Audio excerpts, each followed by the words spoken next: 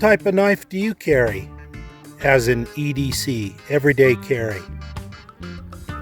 Is it a smaller Gerber folder? M-Tech neck knife? Mini-Tac neck knife? SRK? Homeland Security?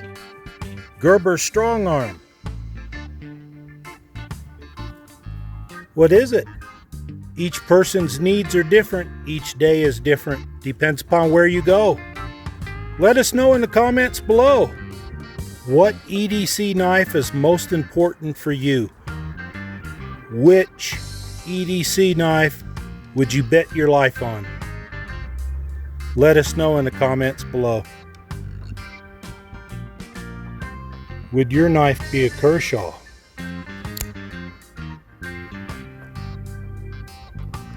It's a nice knife for an EDC.